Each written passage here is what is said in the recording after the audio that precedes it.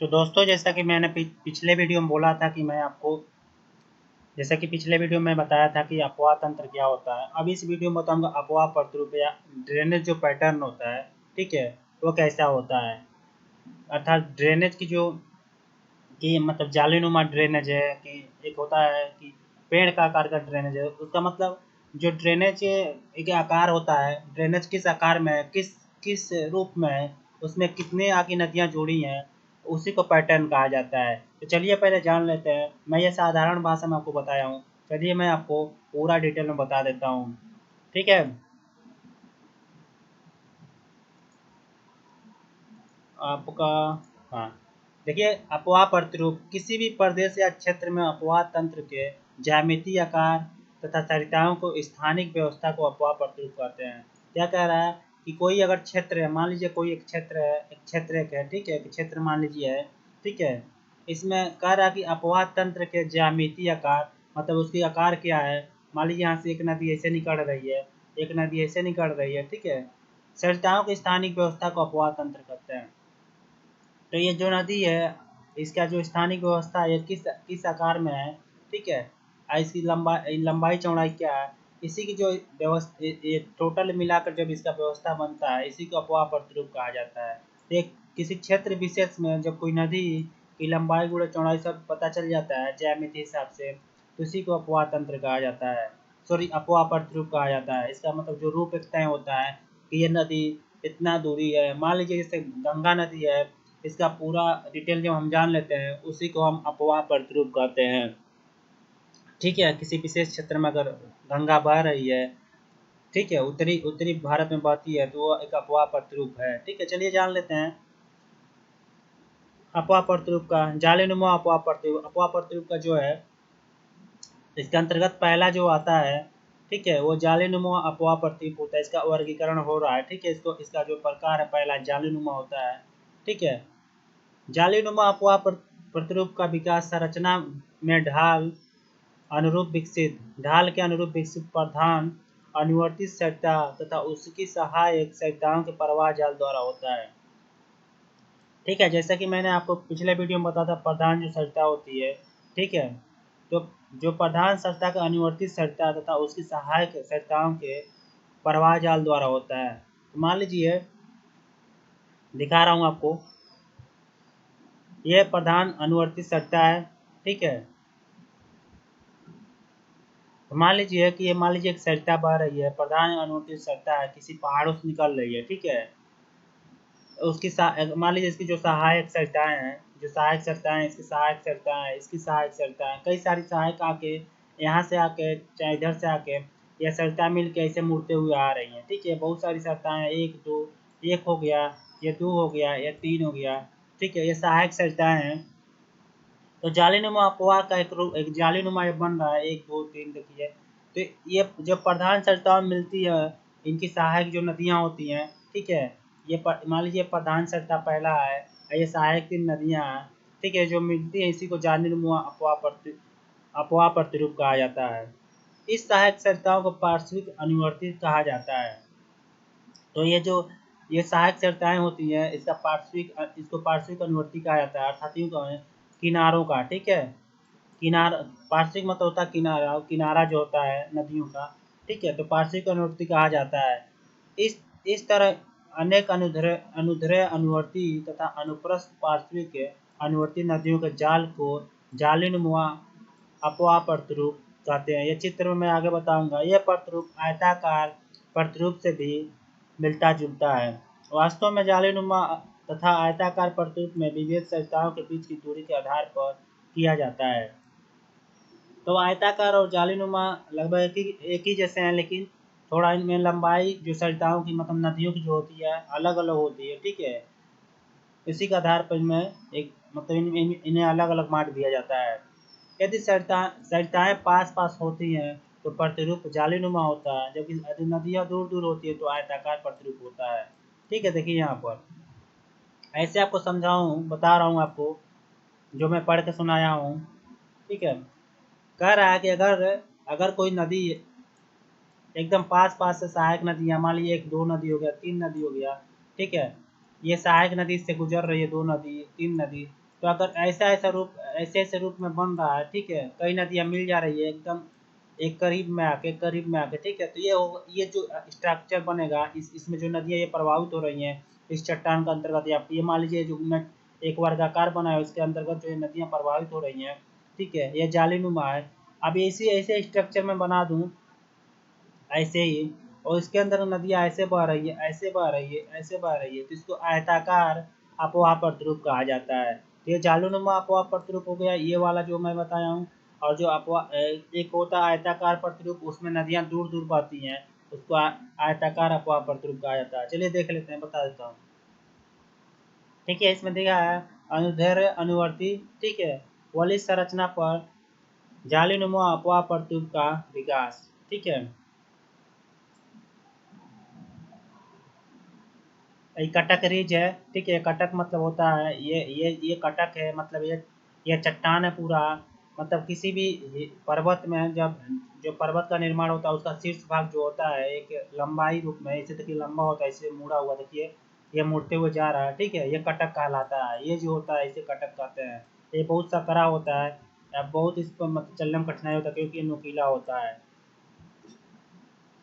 तो देखिए इसमें से एक सरता निकल के ऐसे बह रही है, फिर से एक सरता ऐसे निकल के बह रही है, एक सरता यहाँ से निकल के बह रही है, यहाँ से एक सरता यहाँ से निकल के बह रही है, एक सरता यहाँ से निकल के बह रही है, एक सरता यहाँ से निकल के बह रही है, एक सरता यहाँ से, एक सरता यहाँ से, एक सरता यहाँ से, एक सरता यहाँ से। तो देखिए ये जो सरताएं हैं पार्श्विक सरताएं हैं, और ये जो बड़ी सी सरता हो रही है इसके साथ ये जो सरताएं हैं इसकी ये मिलकर एक बड़ा सा प्रधान सरता, मतलब जो इसमें मूल सरता है इसका निर्माण कर रही है। देखिए मैं खींच के दिखा रहा हूँ, ये जो सरता है ये लंबवत में ये प्रधान सरता है, ये जो सरता है देखिए यहाँ पर भी ये प्रधान है, और जो ये जो सरताएं हैं, ठीक है, ये जो सरताएं इसकी सहायक सरताएं हैं, ठीक है, तो ये अनुदैर्ध्य अनुवर्ती है, ठीक है। तो इसमें देखिए जालीनुमा, देखिए जालीनुमा इसका आकृति है, आकृति बन गया है, ठीक है। ये कटक है, मान लीजिए ये ऊंचा स्थान, ठीक है, पहाड़ का सबसे ऊंचा स्थान जो होता है, मान लीजिए ये चोटी नहीं होता है, जो चोटी होता है ऐसे होता है, नुकीला होता है। ये कटक जो होता है सपाट, थोड़ा मतलब नुकीला होता है, और जो जो पहाड़ की चोटी होती है, मान लीजिए पहाड़ की चोटी है, कटक इसके थोड़ा नीचे से ऐसे होकर ऐसे से लंबवत में विस्तृत होता है, अब बहुत सकरा होता है, ठीक है। तो ये पूरा जो स्ट्रक्चर है, ये एक पहाड़ का या पर्वत का स्ट्रक्चर है, जहाँ पर ये कटक दो है, दो कटक में से ये सहायक नदियाँ बह रही हैं और मिल जा रही हैं ऐसे, तो ये बड़ा सा प्रधान नदी बन रहा है, ठीक है। देखिए इसमें ये जो लिख भी दिया है कि ये जो नदियाँ पार्श्ववर्ती नदियाँ, मतलब इसको कहा जाता है सहायक नदियाँ, ठीक है, ये प्रधान नदी है। ये जो आप देख रहे हैं ये अभिनति है, मतलब यहाँ का जो हिस्सा है और यहाँ का हिस्सा है, जो यहाँ का हिस्सा है, यहाँ का हिस्सा है, यहाँ का जो हिस्सा है ये धंसा हुआ है, ठीक है। तो यही बता रहा है ये अभिनति है। तो ये हो गया आपका अपवाह, जो ये जो जालीनुमा अपवाह प्रतिरूप हो गया, ठीक है। चलिए आगे देखते हैं, ठीक है। पादपाकार अपवाह प्रतिरूप क्या होता है इसके बारे में बताता हूँ। पादपाकार मतलब पेड़ों का रूप में, पादपाकार का मतलब होता है पेड़ जैसा, ठीक है। इस अपवाह प्रतिरूप को ध्रुवमाकित या वृक्षाकार प्रतिरूप की भी संज्ञा प्रदान की जाती है। इस प्रकार के सरिताओं का विकास प्रमुख रूप से सपाट तथा चौरस विस्तृत भागों में होता है। तो क्या होता है कि कोई विस्तृत भाग मान लीजिए चौरस है, और ये इसमें उबड़ खाबड़ नहीं है, एकदम ये सपाट है, ठीक है, ये सपाट है, ठीक है, एकदम सपाट है, ठीक है। तो ये चौरस हो और विस्तृत भागों में हो, ये सपाट होता है। देखिए चौरस भी ये विस्तृत भागों में सपाट है, ठीक है। ग्रेनाइट सेल की मतलब ये जो मैं बनाया हूँ ये पूरा पूरा ये ये पूरा पूरा ग्रेनाइट सेल की बनी हो, किसकी बनी हो, ग्रेनाइट सेल की, ठीक है, ग्रेनाइट की बनी हो, तो ग्रेनाइट सेल की बनी हो, ठीक है। तो इसका जो विस्तार होता है पदपाकार अपवापट्ट, वो ग्रेनाइट, ये पूरी चट्टान जो होती है ग्रेनाइट की होती है। ऐसे जल धाराओं वाले प्रवाह को क्रम को पदपाकार अपवाह प्रतिरूप कहा जाता है, क्योंकि ग्रेनाइट की जो चट्टान होती है बहुत मजबूत होती है। पदपाकार अपवाह प्रतिरूप के विकास की अवस्थाएं, तो देखिए मान लीजिए ग्रेनाइट से कहीं ग्रेनाइट की चट्टान है और विस्तृत है खूब बड़ा सा, देखिए ये पहला अवस्था ग्रेनाइट का एक विस्तृत रूप है। ये चौरस है, ठीक है, चौरस में देखिए पूरा चौरस में है, जैसे मैं बताया हूँ आपको यहाँ पर। यहाँ से देखिए ये जो है नदी है, ये देखिए जो नदी है, ठीक है, पथ प्रकार इसे देखिए कई सारी आके शाखाएं हैं, एक एक एक मतलब सहायक नदियाँ आके जुड़ के, ठीक है, ये सहायक जो नदियाँ जुड़ के एक बड़ा सा नदी का निर्माण कर रही हैं, ठीक है, बड़े से नदी का क्या कर रही है, निर्माण कर रही हैं। अब फिर से देखिए यहाँ ये बड़ा रूप हो जाता है, ठीक है, 3 अवस्था में बताया गया है, पेड़ों जैसा धीरे-धीरे रूप हो गया। इसमें छोटी-छोटी और नालाएँ छोटी-छोटी जो होती हैं जुड़ती जाती हैं, देखिए छोटे-छोटे ये जुड़ रही हैं, छोटे-छोटे ये नाला कह लीजिए या नदियाँ कह लीजिए, ठीक है, ड्रेनेज होती हैं जो जुड़ती हैं, जुड़ती जाती हैं छोटे-छोटे देखिए। तो जब ऐसी अवस्था में हो जाता है और ये इसका जो धारा एक मोटा हो जाता है, एक बड़ा रूप ले लेता है, इन इन इतनी सारी ड्रेनेज से मिलके नदियों छोटी या नदी कहिए या नाला कहिए मिल के, जो नाला होती है नदियों में जाके गिरती है, तो इनसे जो मिल के बड़ा रूप होता है, पेड़ के वृक्ष के आकार का हो जाता है, ठीक है, इसको पद्माकार अपवाह परतुत सेकंड अवस्था कहा जाता है। जब ये और विस्तृत हो जाता है, बहुत सारी नालाएं मिलकर, देखिए कई सारी नालाएं मिलकर एक बड़ी सी नदी का निर्माण जब करती हैं, तो इसको पद्माकार अपवाह परतुत कहा जाता है। ये ग्रेनाइट चट्टानों में ज़्यादा इसका निर्माण होता है, क्योंकि इसमें उसमें परतदार चट्टानों में ऐसा रूप नहीं बन सकता, क्योंकि ग्रेनाइट जो चट्टानें होती हैं वो मजबूत होती हैं, वहाँ पर बस जहाँ से नदियों में ज़्यादा वेग होता है उसी वहीं पर काट सकती हैं। अगर यहाँ पर अगर रवेदार या अवसादी चट्टान होता, तो अगर यहाँ पर अगर नदी काट रही है तो इसको किनारे को भी इसमें काट के गिरा देती है। ग्रेनाइट चट्टान बहुत मजबूत होता है, जिसके कारण उसको काटना मुश्किल होता है, अगर उसको काटने के लिए ज़्यादा से ज़्यादा वेग चाहिए नदियों में, ठीक है। तो ये आपका पत्राकार प्रतिरूप हो गया। अब जान लेते हैं आयताकार प्रतिरूप। जैसे मैं बताया हूँ कि आयताकार जो नदियाँ प्रतिरूप होता है, जो आयताकार नदियाँ होती हैं ये कैसे बनती हैं बता देता हूँ आपको। जैसे मान लीजिए कोई चट्टान है, कोई पहाड़ है, ठीक है, पहाड़ है, ठीक है, इसमें नदियाँ दूर दूर बहती हैं, ठीक है, अभी देखिए दूर दूर बहती हों, जैसे कि मैं यहाँ पर आपको बताया हूँ, देखिए इसमें नदियाँ दूर दूर बहती हों, ठीक है, जालीनुमा जो होता है उसमें नदियाँ नज़दीक नज़दीक बहती हैं, देखिए इसमें होता क्या कि नदियाँ दूर दूर बहती हों। चलिए बता देता हूँ आयताकार अपवाह प्रतिरूप में भी सहायक नदियाँ अपनी मुख्य नदी से समकोण में मिलती हैं। क्या समकोण में, कोण की अवस्था में, ठीक है, इसमें भी देखिए जो मैं ये बताया हूँ आपको जालीनुमा अपवाह प्रतिरूप, इसमें भी समकोण में मिलती हैं। दिखा दे रहा हूँ, देखिए एक समकोण में आके यहाँ पर देखिए एक नदी है, यहाँ पर मिल रही है, ठीक है, यहाँ पर आके मिल रही है, तो यहाँ इसमें भी समकोण में मिलती हैं, ठीक है। आयताकार प्रतिरूप का विकास उन क्षेत्रों में होता है जहाँ चट्टानों का जोड़ तथा संधियाँ आयत के रूप में होती हैं, ठीक है, जोड़ हो।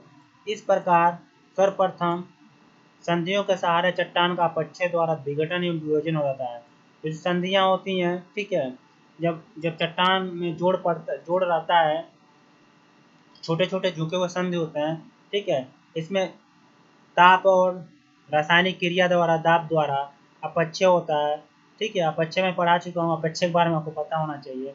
तो जो अपक्षय होता है, ठीक है, चट्टानें टूट जाती है अपने जगह पर, तो उनके विघटन और वियोजन, ये जो विघटन है ये भौतिकी रूप है और वियोजन जो है रासायनिक रूप है, ठीक है। तो विघटन होता है भौतिकी रूप और वियोजन होता है रासायनिक रूप से होता है।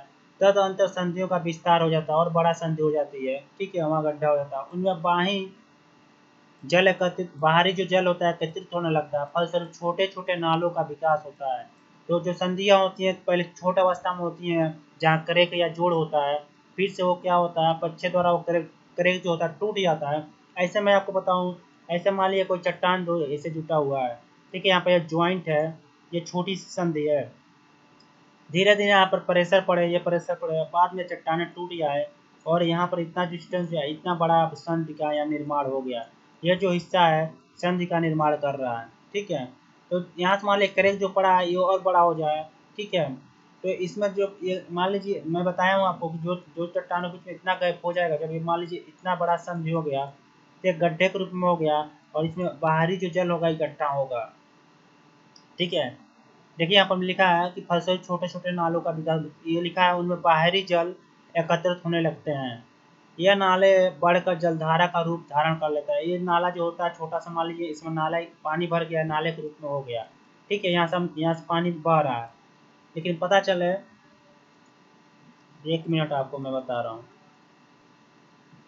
देखिए मान लीजिए मैं बताया था आपको कि मान लीजिए बीच में संधि हो गया है, पहले छोटा सा क्रैक था जैसे बताया था, अब बीच में एक संधि हो गया है, नाल एक बार ज़्यादा पानी इकट्ठा हो गया, नाला स्टार्ट हो गया बहना, ये नाला बह रहा है, बहते आगे आ रहा है, ठीक है।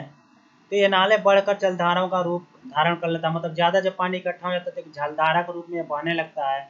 कुछ समय बाद उस समस्त क्षेत्र में आयताकार संधियों के चारों तरफ जलधाराओं का विकास हो जाता है, ठीक है। तो अब कह रहा है कि जो ये आयताकार जो एक आयताकार में जो संधियां हैं इसके चारों पर इधर भी जिधर जिधर ढलान है उधर भी विकास होने लगा है, देखिए, ठीक है। ये जो संधि था यहाँ से नाला निकलने लगा, ठीक है, ज़्यादा मात्रा में पानी बह रहा है, ठीक है, एक नाले के रूप में, तथा नदियाँ समकोण पर एक दूसरे से मिलती हैं। इस प्रकार जलधाराओं के सामूहिक क्रम को आयताकार अपवाह प्रतिरूप कहा जाता है। ऐसे मान लीजिए कि नदी यहाँ से बहते हुए गई, ठीक है, अब बहते हुए गई, अभी यहाँ पर आके एक मतलब ये यहाँ से आते हुए ऐसे ही कोई यहाँ से नाला निकल के आया, ऐसे आके मिला, फिर से मिलता है, ठीक है, फिर से इधर से आते हुए ऐसे मिल रहा है समकोण पर, और फिर से ये जो ये आके इसमें मिल गया, ये आके ऐसे एक बड़ी सी नदी का निर्माण हो गया।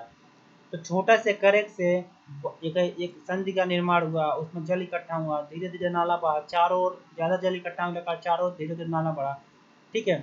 ये बड़े जलधारा का रूप लिया, बड़ी सी मतलब धीरे धीरे बड़ा जलधारा हो गया, और ये छोटे छोटे जलधारा जो हैं एक समकोण पर मिलते हैं, देखिए समकोण पर आके मिल रहे हैं, ये समकोण, ठीक है, एक कोण के रूप में, और इसके आने के बाद से यहाँ पर बड़ी सी नदी का यहाँ पर निर्माण हो गया, इसे हम लोग कहते हैं, ठीक है, इसे हम कहते हैं आयताकार अपवाह प्रतिरूप। मतलब ये जालीनुमा नहीं होता, एक आयताकार में होता है, ठीक है, इस आकार में नहीं होता, देखिए इस आकार में नहीं था, मैं आपको बताया आयताकार रूप में होता है। इसमें नदियाँ दूर दूर बहती हैं, दूर दूर बहती हैं, ठीक है। देखिए मैं जैसे बता रहा था, देख लीजिए, मैं बताया एग्जाम्पल, देखिए यहाँ पर दिया भी है, देख लीजिए आयताकार अपवाह प्रतिरूप का उदाहरण, ठीक है। ये मान लीजिए चट्टान जो टूटा था, यहाँ इधर एक चट्टान था, इधर एक चट्टान था, ठीक है, अब बीच में जो है संधि है, इसमें जल ज़्यादा भर जाने के कारण, ठीक है, धीरे धीरे इसमें से नाला प्रवाहित, देखिए यहाँ इसी संधि से धीरे धीरे इधर निकल रहा है, इधर निकल रहा है, इधर धीरे जा रहा है, इससे मतलब देखिए ये धीरे एक देखिए समकोण पर आप सब मिल रहा है, जैसे मैं बताया हूँ ऊपर आपको समकोण पर मिल रहा है, देखिए यहाँ पर देखिए समकोण पर यहाँ मिल रहा है, फिर से यहाँ समकोण पर मिल रहा है, ऐसे धीरे धीरे आगे बढ़ के ऐसे ही, ठीक है, एक जालीनुमा नाव का आयताकार में ये समकोण दिशा में होकर ये फैलती जाती हैं, और देखिए ऐसे यहाँ से निकल कर ऐसे होकर समकोण पर आकर ऐसे यह आगे बढ़ते हुए बड़ा सा नदी का रूप धारण कर ली है, ठीक है। फिर से यहाँ से निकल के ये बीच में जो ये पूरा संध था, यहाँ से जैसे जैसे कटाव जिस जिस जिस जिस दिशा में चट्टान का झुकाव और कटाव था, उसी दिशा में ऐसे नदी आकर छोटे छोटे जलधारा जुड़ के एक बड़े सरिता का निर्माण कर दी है। ये अपवाह प्रतिरूप, ये आयताकार अपवाह प्रतिरूप था, ठीक है। अब मैं आपको बताता हूँ अब केंद्रीय अपवाह प्रतिरूप, तो ये आपको क्लियर हो गया होगा, ठीक है। चूंकि इस प्रकार की प्रतिरूप में नदियाँ एक स्थान से निकलकर चारों तरफ प्रभावित होती हैं, तो जो ये होता है अपकेंद्री, तो इसे मान लीजिए एक ये स्थान है, ठीक है, अब व्यास नदी इधर निकला, इधर निकला, इधर निकला, इधर निकला, इधर निकला, इधर निकला, ठीक है। तो अपकेंद्री मतलब एक केंद्र से निकल के नदियाँ चारों ओर प्रभावित हो रही है, इसी को अपकेंद्री अपवाह प्रतिरूप कहा जाता है। प्रतिरूप मतलब उसका एक आकार कैसा बहने का, ठीक है, उसमें कितनी नदियाँ आके मिल रही हैं। अतः इस प्रकार का अपवाह प्रतिरूप केंद्र त्यागी या अरीय अपवाह क्रम भी कहा जा सकता है, ठीक है। तो देखिए इस तरह का मतलब जो केंद्र से नदियाँ निकलती हैं चारों तरफ, उसी को अपकेंद्री अपवाह प्रतिरूप या केंद्रीय त्यागी या अरीय अपवाह क्रम भी कहा जाता है, ठीक है। इस तरह का अपवाह प्रतिरूप के विकास के लिए आवश्यक दशाएं गुंबदाकार पर्वत या ज्वालामुखी शंकुओं से मिलती हैं, जहां पर ऊपरी केंद्र से चारों तरफ प्राय समान ढाल होती है। मान लीजिए ऐसे मैं आपको एग्जांपल देकर समझा रहा हूँ, रुकिए बता दे रहा हूँ। मान लीजिए गुंबदाकार जैसे बोला, मान लीजिए यह धरातल का अंदर से ज्वालामुखी का एक पाइप निकला, यहाँ पर विस्फोट हुआ, एक ऊंचा स्थान है, यहाँ पर एक गुंबदा नुमा, ठीक है, ज्वालामुखी शंकु बन गया, ठीक है। अब ये एक केंद्र हो गया, ये ज्वालामुखी शंकु का एक केंद्र हो गया, ठीक है, यहाँ मतलब ज्वालामुखी शंकु का ऊपरी केंद्र हो गया। अब यहाँ मान लीजिए बहुत बड़ा विस्फोट के कारण एक शंख का निर्माण हुआ, गड्ढे का निर्माण हुआ, चारों से गड्ढा है, ठीक है। अब यहाँ से नदी इधर बहे, इधर बहे, इधर बहे, इधर बहे या इधर बहे, ठीक है, ढलान की ओर। तो इस अवस्था को नदी को अपकेंद्रीय अपवाह प्रतिरूप कहा जाता है। अब मैं गुंबदाकार बता दूं तो गुंबदाकार पर्वत होता है। मान लीजिए एक पर्वत ऐसे अवस्था में है, ठीक है, एक गुम्बद के नुमा में है। अब नदी इधर निकले ढलान की ओर, या नदी इधर निकले, या नदी इधर निकले, या नदी इधर निकले, यहाँ पानी इकट्ठा हुआ है और नदी इधर निकले, इसी को हम अपकेंद्रीय, मतलब केंद्र से जब नदियाँ निकलती हैं उसी को अपकेंद्रीय अपवाह प्रतिरूप कहा जाता है, ठीक है। क्लियर हो गया ना? देखिए यहाँ पर देखिए एक गुम्बदानो महापर्वत है जैसे मैं बताया था। अब देखिए यहाँ से नदी ऐसे निकल के इस दिशा में जा रही है, फिर से इस दिशा में जा रही है, इस दिशा में, और इस दिशा में धीरे धीरे ये शाखाएं जाके मिल रही है नदियों का, ठीक है। देखिए जाके मिल रही है, इसी को हम लोग कहते हैं, ठीक है। ये देखिए चारों दिशा में जा रही है, इसी को हम अपकेंद्रीय अपवाह तंत्र या अरीय अपवाह प्रतिरूप कहते हैं, ठीक है। हो गया आपका क्लियर? अब अभिकेंद्रीय अपवाह प्रतिरूप जान लेते हैं। अभिकेंद्रीय अपवाह प्रतिरूप अपकेंद्रीय अपवाह प्रतिरूप से एकदम विपरीत होता है, मतलब अपकेंद्रीय अपवाह प्रतिरूप से ये विपरीत होता है, ठीक है। अब कैसे होता है बता देता हूँ। क्योंकि इस व्यवस्था में नदियाँ चारों तरफ से निकलकर केंद्र की ओर आती हैं, फलस्वरूप इनमें केंद्रामुखी अपवाह प्रतिरूप भी कहा जाता है। अब मैं आपको समझाता हूँ कैसे। देखिए ऐसे मैं बताया आपको, ज्वालामुखी विस्फोट से एक मान लीजिए या गुंबदाकार पर्वत से नदियाँ चारों दिशा में केंद्र से बह रही हैं। इसमें क्या होगा, ये होता क्या कि मान लीजिए एक ये होता है, नदी इधर से यहाँ इधर आए, इसमें क्या अभिकेंद्री, मतलब ये बाहर से केंद्र की ओर जब नदियाँ बहती हैं, सब नदियाँ के केंद्र की ओर जब मिलती हैं, इधर से देखिए यहाँ से इधर आए, इधर से यहाँ आए, यहाँ से इधर आए, इस दिशा से इधर आए, अब फिर से इस दिशा से जाके जब केंद्र पर मिलती है तो इसे अभिकेंद्री अपवाह प्रतिरूप कहा जाता है, ठीक है। इस तरह की व्यवस्थाओं में नदियाँ प्रायः एक झील या गर्त भाग में आकर गिरती हैं। तो ये मैं बोला हूँ कि मान लीजिए आप, जैसे कि अब मैं आपको समझा देता हूँ एक बार और। मान लीजिए एक बड़ा सा झील है, ठीक है, क्या है, एक बड़ा सा झील है, ठीक है, एक बड़ा सा झील है, और ये झील के ऊपर ऊंचा सा, देखिए एक ऊंचा सा भाग है। अब मान लीजिए बारिश हुआ, चाहे कुछ भी हुआ, ठीक है, तो यहाँ से बारिश जब हुआ तो नदी क्या करेगी, झील जिधर गड्ढा है उधर बह कर आएगी, चारों दिशा से झील में आएगी, मतलब अपने अपने ऊंचाई स्थान से केंद्र की ओर जहाँ गड्ढा है झील का उधर जाएगी, ठीक है। देखिए चारों ओर से इस दिशा से, इस दिशा से, इस दिशा से, और ये झील का सबसे गहरा हिस्सा है।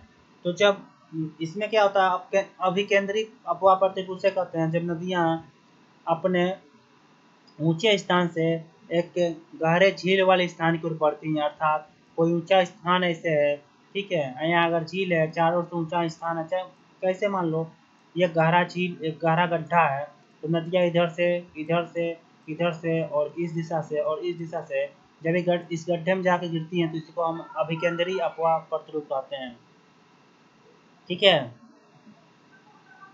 उन ज्वालामुखी के शंकुओं में जिनमें क्रेटर झील की आविर्भाव होता है, मतलब जिसमें क्रेटर झील होता है, या केंद्रमुखी अपवाह प्रतिरूप का विकास होता है।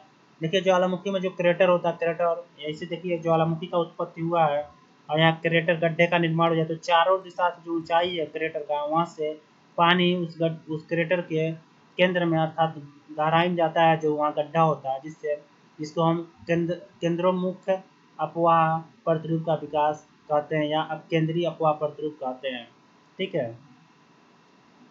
देखिए में लिखा, फलस्वरूप चारों तरफ से नदियाँ उतर कर इस गड्ढे में गिरने लगती हैं। तो चारों सब जब किसी ऊंचे स्थान से नदियाँ एक गड्ढे में चारों तरफ से गिरती हैं, सजता हैं, उसी को हम अभिकेंद्रीय अपवाह प्रतिरूप कहते हैं। देखिए इसमें एग्जाम्पल दिखा रहा, अभिकेंद्रीय अपवाह प्रतिरूप होता क्या है मैं बताया। तो अपकेंद्री जो था उसमें नदियाँ केंद्र से बाहर की ओर जा रही हैं, लेकिन देखिए यहाँ पर कोई पर्वत, यहाँ पर कोई ऊंचा स्थान नहीं, यहाँ पर एक गर्त है, अर्थात यहाँ झील है या गर्त है ये मानिए, और ये ऊंचा, ये जो हिस्सा चारों ओर का है ये सर्कल ऊंचा स्थान है। अब यहाँ से नदी ऐसे होकर यहाँ जा रही है, देखिए दिशा दिखा रहा है, ठीक है। अब नदी बाहर से अंदर की ओर जा रही है, ऐसे स्थिति को हम कहते हैं, देखिए बाहर से अंदर ऊंचाई से किसी गर्त में जब नदियाँ बहती हैं तो उसे अभिकेंद्रीय अपवाह प्रतिरूप कहा जाता है। जैसे कि मैंने आपको इसमें बताया था आपके अंदर ही में, ये पर्वत था गुम्बदानुमा, ठीक है। इस गुम्बदानुमा पर्वत से देखिए यहाँ पर एरो का निशान भी देखिए, नदियाँ एक के अंदर से चारों तरफ बहती हैं, उसको हम कहते हैं अब के अंदर ही अपवापर रूप। अब जब नदियाँ चारों ऊंचे ऊंचे स्थानों से एक झील में आ गिरती हैं या एक यूं के गर्त में गिरती हैं, तो उसे हम कहते हैं अभिकेंद्रीय अपवापर रूप, ठीक है। अब बता देता हूँ आपको वलयाकार अपवाह प्रतिरूप क्या होता है, ठीक है। वलयाकार अपवाह प्रतिरूप को चक्राकार क्रम भी कहा जाता है, ठीक है, चक्राकार क्रम, क्योंकि इसमें जलधाराएं एक वृत्त के आकार में फैली होती हैं। इस तरह का अपवाह प्रतिरूप मुख्य रूप से प्रौढ़ घर्षित गुम्बदी पर्वतों में विकसित होती हैं। इन गुम्बदों में नदियाँ उनकी परिक्रमा करती हुई प्रवाहित होती हैं। यदि गुंबदनुमा पठार कठोर एवं मुलायम सल का बना है और यदि उसका पर्याप्त अनाच्छादन हो चुका है, अर्थात अपर्दन और अपक्षय हो चुका है, तो मुख्य अनुवर्ती नदियों की सहायक परिवर्ती, जो मुख्य अनुवर्ती नदियाँ होती हैं उसकी सहायक पार्श्ववर्ती नदियों का विकास इन मुलायम चट्टाने वाले भागों में गुंबद के चारों तरफ परिधि के आकार में होता है। वलयाकार अपवाह प्रतिरूप में प्राय परिवर्ती जलधाराएं होती हैं। अब देखो मैं बता रहा हूँ आपको, इसमें एक चीज नोट करना, अनुवर्ती जो होती नदियाँ, ठीक है, ये मुख्य नदी होती है इसमें, ठीक है। तो देखो इसमें देखो एक गुंबद पर्वत है, ठीक है। अभी ये कठोर चट्टान एवं मुलायम चट्टान से बना हुआ है, ठीक है, ये गुंबद जो पर्वत है, ठीक है। तो होता क्या है कि इसमें होता क्या है कि जो मेन सरिता होती है, मेन सरिता देखो इस गुंबद से सरिताएं निकल के जा रही हैं, ठीक है। तो ये जो ज्वाइंट हो रही है, ज्वाइंट होने के बाद से ये जो सारी जाके ज्वाइंट हो गए, ठीक है। तो ये जो सरिता है, देखो यहाँ पर लिखा है अनुवर्ती नदियाँ जो होती हैं, ठीक है, सहायक परवर्ती नदियों का विकास इन मुलायम चट्टानों वाले भागों में गुंबद के चारों ओर परिधि के आकार में होता है। तो ये जो सहायक नदियाँ होती हैं, देखो ये अनुवर्ती नदियाँ होती हैं, ठीक है।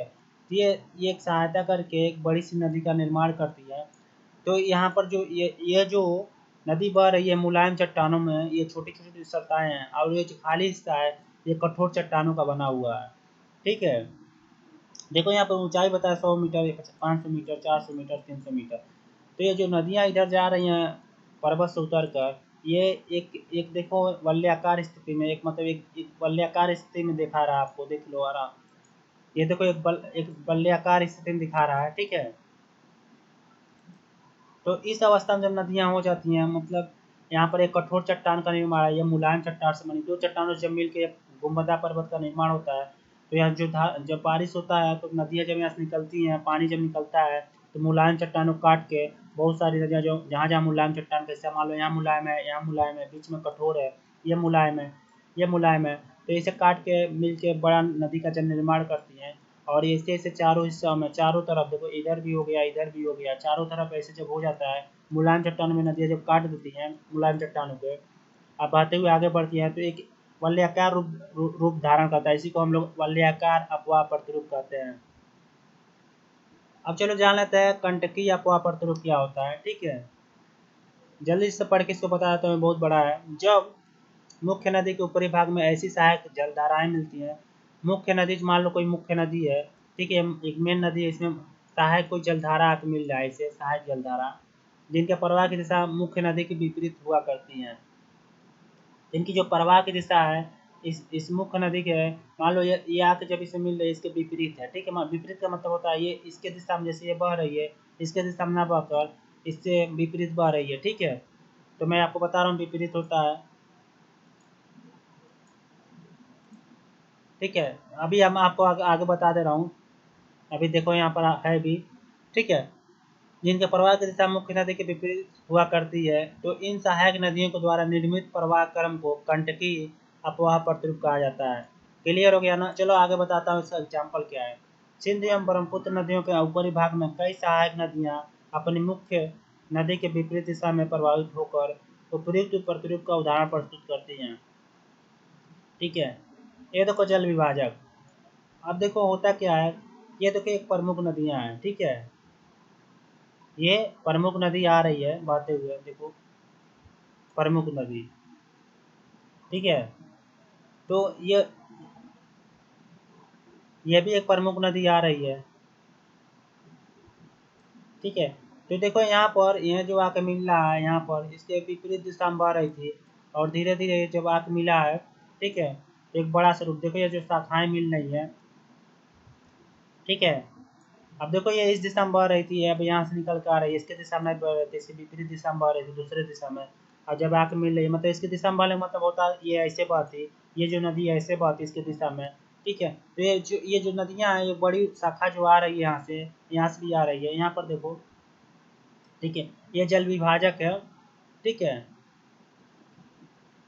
तो होता क्या है कि ये प्रथम अवस्था में जल विभाजक है, ठीक है। प्रथम अवस्था में आज जब बड़ी सी शाखा होता क्या है, इधर आ रही थी, और जब सरिता अपहरण होता है, कंटकी सरिता का निर्माण कैसे होता है कि पहले इस अवस्था में नदी बह रही थी, जो एक बार और क्लियर करके समझा रहा हूँ कंटकी सरिता का निर्माण कैसे होता है। पहले नदी ये इस स्ट्रक्चर में बह रही है, बड़ी बड़ी नदियाँ, ठीक है। अब ये जल विभाजक जो यहाँ पर है, चट्टाने हैं, ठीक है, कोई चट्टान है, इस चट्टान को धीरे धीरे ये पीछे की ओर काटती जाती हैं, दोनों काटती जाती हैं। अब आगे देखो कंटकी सरिता का निर्माण कैसे हुआ, ठीक है, जैसे कि मैं आपको बताया हूँ। होता क्या है कि ये जो बड़ी शाखा वाली नदी होती है, इस सरिता का ये जब चट्टान कट जाता है तो इसका अपहरण कर लेती है।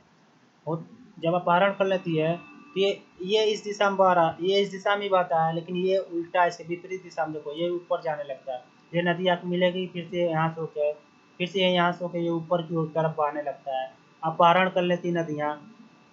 और ये नदी इसके विपरीत दिशा में बह रही है, ये इस नदी के देखिए, ये जो है पहले इस दिशा में से सामान्य बह रही थी, लेकिन जब नदियाँ अपहरण कर लेती है, बड़ी नदी बड़ी शाखा अपरदन करके अपने पिछले वाले हिस्से को, ठीक है, तब ये कंटकी सरिता का निर्माण होता है।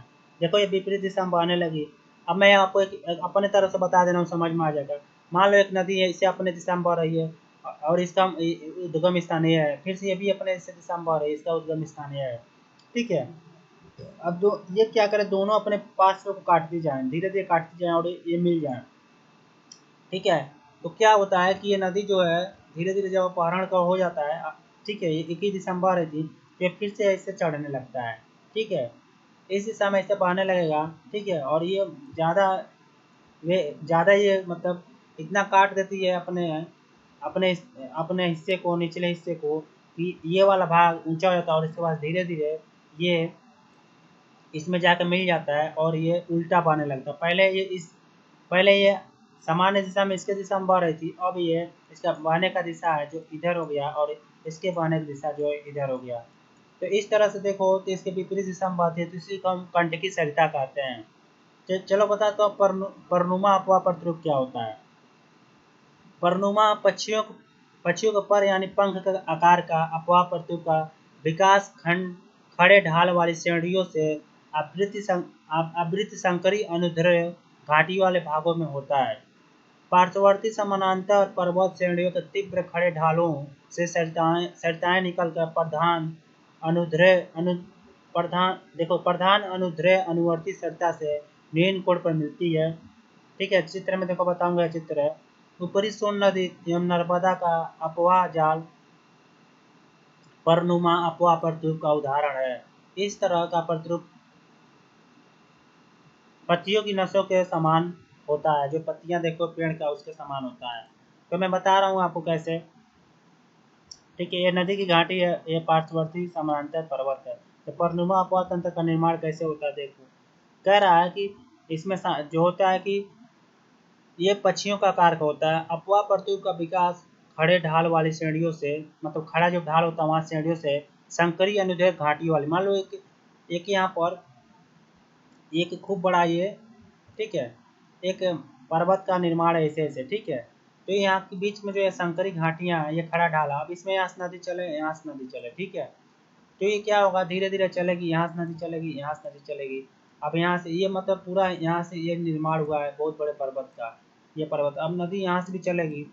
तो जब ऐसे ऐसे अवस्था में आती है, मिल के एक बड़ी नदी बनाती है, तो ये देखो एक पत्ते का रूप धारण कर लेता है। क्या होता है, एक पत्ते के नच का रूप धारण कर लेता है। देखो यहाँ से नदी आया, यहाँ से एक जब पर्वत का निर्माण, तो एक पत्ते का ये रूप धारण कर लिया, उसके बाद से ये इकट्ठा नदियों का देखो आगे बढ़ता है। देखो पार्श्ववर्ती समानांतर पर्वत, तो देखो यहाँ पर एक खड़ा ढाल से जब नदी निकलती है, देखो यहाँ से छोटी शाखा निकल रही है, सब छोटी छोटी शाखाएं निकल रही हैं, ठीक है। तो इधर से निकल के ऐसे धीरे धीरे धीरे धीरे धीरे धीरे निकल के एक जाके एक बड़ा सा नदी घाटी की एक पर्वत से निकल के एक नदी घाटी का निर्माण करती है, ठीक है। इसी को हम परनुमा अपवाह, ये जो एक मतलब एक ऐसे देखोगे तो इसे इसको जो मिला दोगे तो एक पत्ते का तना जैसे दिखाई देगा, जिसे हम परनुमा अपवाह प्रतिरूप कहते हैं।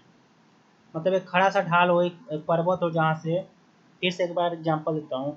मान लो एक पर्वत है, एक बहुत बड़ा पर्वत है, ऐसे ऐसे मान लो ऐसे पर्वत है, ठीक है। अब यहाँ से नदी निकले, अब यहाँ से नदी निकले, फिर से यहाँ से नदी निकले, यहाँ से नदी निकले, और ये आके सब इकट्ठा होकर, ठीक है, ये इकट्ठा होकर जब मिल जाता है तो ये जो आकार बनता है, ये जो आकार बनता है, ये जो आकार बनता है, एक देखोगे पत्ते के तने जैसा बनता है। ये एक नदी है, ये नदी बड़ी सी नदी हो गई, इकट्ठा हो गई, जिसे हम लोग परनुमा अपवाह प्रतिरूप कहते हैं। तो ये होता कहाँ है, जब खड़ा ढाल होता है, पहाड़ों में पर्वतों में खड़ा ढाल होता है वहाँ पर। अब हैरिंग अस्थि अपवाह प्रतिरूप बताता है। हैरिंग मछली की हड्डियों की ढांचे के समान अपवाह प्रतिरूप, जो पसली प्रतिरूप मनुष्य की पसलियों के समान के नाम से भी जानी जाती है। अब बता रहा हूँ इसका विकास कैसे हो, देखो, ठीक है। तो हैरिंग अस्थि अपवाह प्रतिरूप क्या होता है, ठीक है,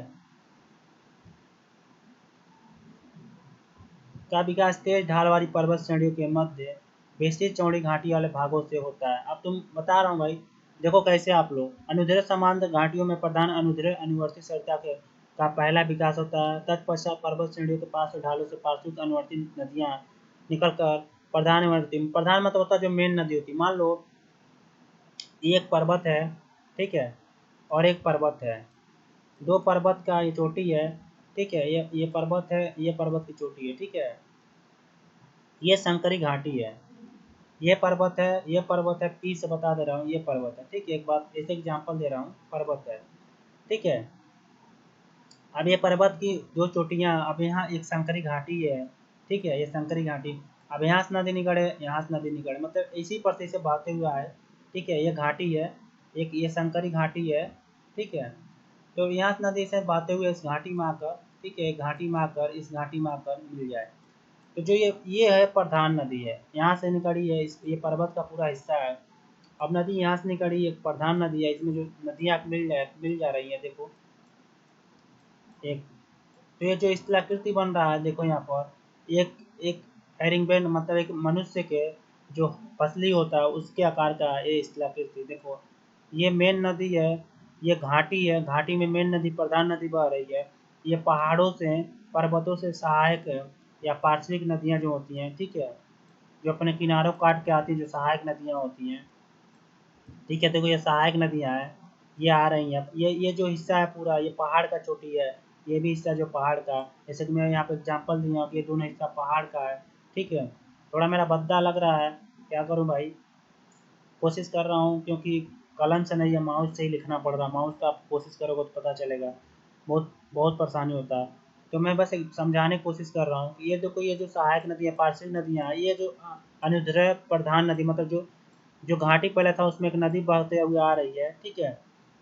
तो ये 500 मीटर से देखो यहाँ से बहते हुए जा रही है, ठीक है, 200 मीटर की तरफ। तो यहाँ से देखो ये जो है, ये जो जो छोटी छोटी पार्श्विक नदियाँ हैं, ठीक है, ये जो है ये इसकी सहायक नदियाँ और एक प्रधान नदी जाके मिलके हैरिंगबोन या अपवा प्रतिरूप का निर्माण करती हैं। ये जो है पर्वत है, पीछे बता रहा हूँ, यही पर्वत का उच्च श्रृंखला है, जहाँ बीच में ये जो है घाटी है, देखो ये घाटी है, ठीक है, ये जो है घाटी का हिस्सा है जहाँ से नदियाँ प्रभावित होती हैं। तो आपको समझ में आ गया। अब है समानांतर अपवाह प्रतिरूप, इसको बता दे रहा हूँ। समानांतर अपवाह प्रतिरूप के अंतर्गत अनेक नदियाँ एक दूसरे के समानांतर प्रभावित होती है, मतलब इसमें अनेक नदियाँ होती है, एक दूसरे के समान प्रभावित होंगी, प्रादेशिक ढाल का अनुसरण करती है, जो किसी क्षेत्र का ढाल होता है उसी के दिशा में ये बहती है। इस तरह का प्रतिरूप समान ढलुआ सागर तटीय मैदान या क्वेस्टा मैदान पर अधिक होता है। याद रखना, ढलुआ सागर या तटीय मैदान या क्वेस्टा मैदान में ज़्यादा होता है इस तरह का स्वरूप। एक ही दिशा में नदियाँ जब एक समानांतर बहती हैं। भारत के पश्चिमी तट मैदान पर इस तरह का, जो भारत का पश्चिमी तट मैदान है, कई अपवाह प्रतिरूप विकसित हुए हैं, ठीक है। अब पश्चिमी तट कौन सा, आप देखोगे गुजरात से जो नीचे का हिस्सा पूरा, यहाँ पर पश्चिमी घाट के पश्चिम ढालों में नदियाँ निकलकर सीधे मार्ग से प्रभावित होती हैं, अरब सागर में मिल जाती हैं। पूर्वी तटीय भाग पर भी समानांतर प्रतिरूप का विकास हुआ है। तो देखो होता क्या है, देखो एक समानांतर ये बह रही नदियाँ, ठीक है, किसी मैदानी भाग से आ रही हैं, या यूँ कहो, देखो यहाँ पर दिखा है ढलुआ सागर, मतलब जब सागर का ढाल होता है, यहाँ से मान लो यहाँ पर ये सागर है, ये देखो ये अरब सागर मान लो, ठीक है, ये जो हिस्सा पूरा अरब सागर का है। अभी यहाँ से नदी ऊंचे से एक दिशा में, देखो ये एक समानांतर है, ये भी समानांतर, एक समानांतर, ये भी समानांतर है, यहाँ से ये बह कर आ रही है, यहाँ से ये बह कर आ रही है, यहाँ से ये बह कर, ये दो चीज़ है, दोनों नदी नदी के शाखा है, दो नदियाँ आकर मिल के, ठीक है, ये जो नदियाँ सागर में गिर रही हैं, तो ऐसे नदी को समानांतर अपवाह प्रतिरूप कहा जाता है। समान एक समान बहती है, ठीक है। अनिश्चित अपवाह प्रतिरूप जान लेते हैं, ठीक है। जब किसी स्थान विशेष पर नदियाँ एवं उनकी सहायक नदियाँ एक दूसरे से इतनी गुथी होती हैं कि उनके प्रवाह मार्ग का अपवाह प्रतिरूप का निश्चय करना कठिन हो जाता है। तो ये कहें कि जब किसी स्थान, मान लो कोई स्थान है, किसी स्थान से नदी बह रही है, ठीक है, तो उसमें इतनी नदियाँ गुथी होती, मिली होती हैं। देखो कह रहा है कि किसी स्थान में विशेष पर नदियों में उसकी सहायक नदियाँ जो सहायक एक दूसरे से इतनी गुथी होती है, मतलब इतना ज़्यादा गठिन मिली होती है, ऐसे गुथी होती हैं। मान लो ये नदी है, बढ़ी जा रही है, अब इसे गुथी होती है, ये गुथी है, बहुत सारी नदियाँ आके मिल रही है, इतना गठिन है कि उनके प्रवाह मार्ग या अपवाह प्रतिरूप का निश्चय करना कठिन हो जाता है। तो ये मतलब ये किस दिशा में आ रही हैं, ये तय करना कठिन हो जाता है कि ये नदी जो है, मेन नदी जो आके ये नदियाँ जुड़ रही हैं, इतनी ज़्यादा गठिन होती हैं कि पता ही नहीं चलता है कि इसका प्रवाह दिशा ऊपर है कि नीचे है कि पश्चिम है कि पूर्व है, ठीक है, कि ये इस दिशा में बह रही है कि ये इस दिशा में बह रही है, ये कंफर्म नहीं हो पाता है। ये इस दिशा में बह रही है या ये इस दिशा में बह रही है, कंफर्म नहीं हो पाता है। तो ऐसी प्रणाली को अनिश्चित प्रवाह क्रम या जटिल प्रवाह या निश्चित अपवाह कहते हैं। फिर से एक बार समझा दे रहा हूँ, ठीक है। देखो होता क्या है कि मान लो एक नदी बह रही है, ठीक है, तो एक नदी जब बह रही है, इसमें ऐसी सहायक नदियाँ आके मिलती हैं जिनका पता ही नहीं चलता है कि दिशा बहने क्या है, इतना गुत्थी मतलब एक गठिन हो जाती है, एकदम झुंड में हो जाती है कि पता ही नहीं चलता है कि बहने का दिशा क्या है, नदियों का जो सहायक नदियाँ होती हैं। तो इसीलिए नहीं पता चल पाता है, इसी को हम कहते हैं अनिश्चित अपवाह प्रतिरूप, ठीक है। अब परछन्न अपवाह प्रतिरूप बताता हूँ। अर्धशुष्क मरुस्थलीय भागों में, मतलब जहाँ थोड़ा पानी हो, ठीक है, और जहाँ बालू हो, रेगिस्तान हो, तो अर्धशुष्क मरुस्थलीय भागों में मौसमी जलधाराएं उपयुक्त अपवाह प्रतिरूप का रूप धारण करती हैं, क्योंकि जल की प्राप्ति वर्ष भर नहीं हो पाती है। इस प्रवाह क्रम के अंतर्गत उन जलधाराओं को भी सम्मिलित किया जाता है जिनका जल थोड़े समय के लिए पथरीली एवं बड़े बड़े कंकड़ वाली भूमि में छिप जाती हैं, यह लुप्त हो जाता है तथा कुछ दूरी तय करने के बाद पुनः स्थल पर प्रकट होता है।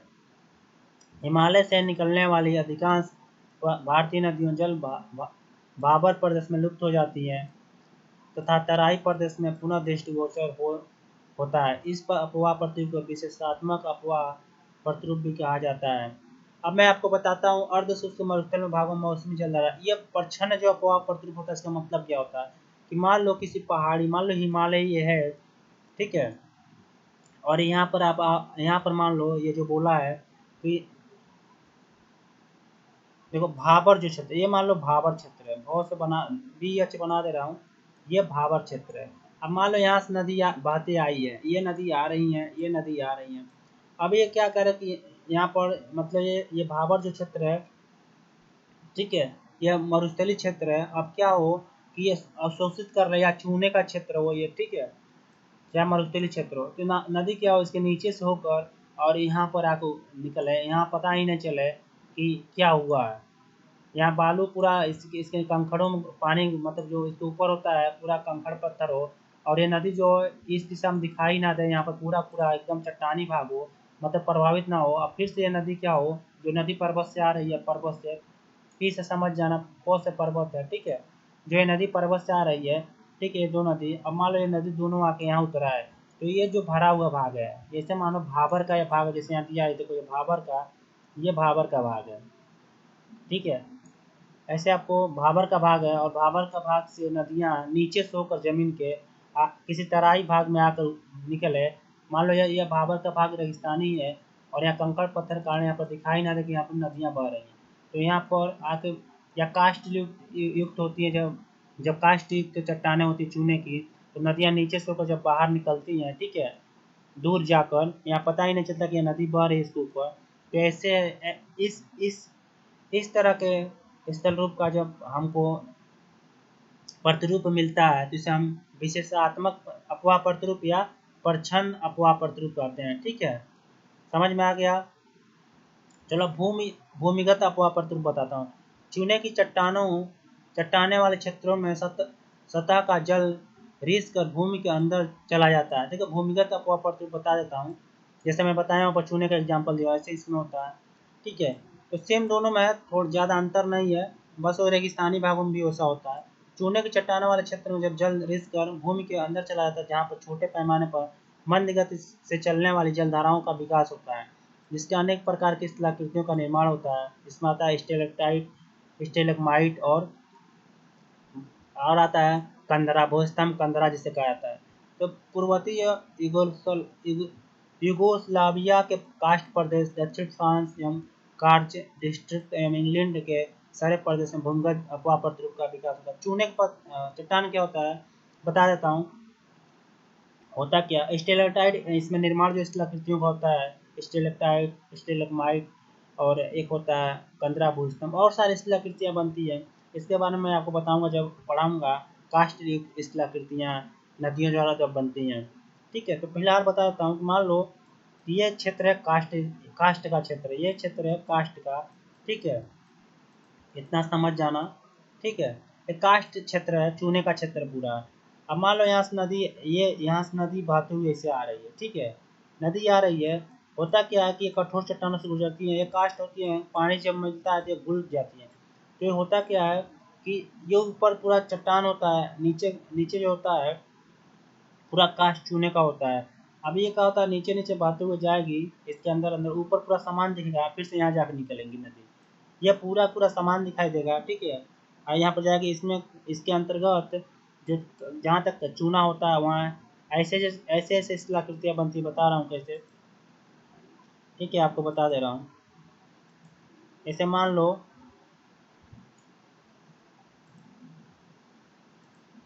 लो ये जब यहाँ आई है, नदी आ रही है, ये कास्ट क्षेत्र है, और कास्ट क्षेत्र में जमीन के नीचे चूना है, तो जहाँ तक चूना रहेगा इस तरह जब स्थलाकृतियाँ बनती हैं, ठीक है, जिसे हम लोग स्टेलेक्टाइट कहते हैं। और जब इस तरह की स्थलाकृतियाँ बनती हैं तो इसे स्टेलेग्माइट कहते हैं। और जब बीच में एक राड जैसा स्थलाकृति बन जाता है, ठीक है, मान लो ग्रेनाइट की चट्टान है, तो इसे हम लोग कहते हैं कंदरा भूस्तंभ। तो ऐसे होते हुए पानी ऐसे धीरे धीरे होते हुए इनके बीच से गुजरता है और जाके यहाँ पर निकल जाता है। इसी को हम लोग कहते हैं भूमिगत अपवाह प्रतिरूप। ठीक है, तो ये हो गया आपका जो इतना होता है। अब जो अपवाह प्रतिरूप होता है, अपवाह प्रतिरूप के 13 अपवाह प्रतिरूप था, अपवाह पैटर्न था। नदियों का अपवाह प्रतिरूप था, अर्थात जो नदियाँ बहती हैं उनका उनका रूपरेखा कैसा होता है, प्रतिरूप कैसा होता है, मैं इसमें आपको कंप्लीट कर दिया। 13 प्रकार का होता है अपवाह प्रतिरूप नदियों का, या यूँ कहें कि ड्रेनेज जो पैटर्न होता है 13 प्रकार का होता है। तो फिलहाल इस वीडियो में इतना ही। अगर वीडियो अच्छा लगेगा तो लाइक कीजिएगा, सब्सक्राइब कीजिएगा। सरिता सरिता या नदी एक ही चीज़ होता है। ठीक है, याद रखिएगा, भूलिएगा नहीं। अपवाह तंत्र मतलब होता है कि जब कई सारी नदियाँ आके जब अपवाह तंत्र के बारे में बता भी चुका हूँ। ठीक है, अपवाह तंत्र के बारे में तो फिलहाल इसमें बताने की कोई ज़रूरत नहीं, लंबा खींचा है वीडियो ऐसे ही। तो फिलहाल इतना ही।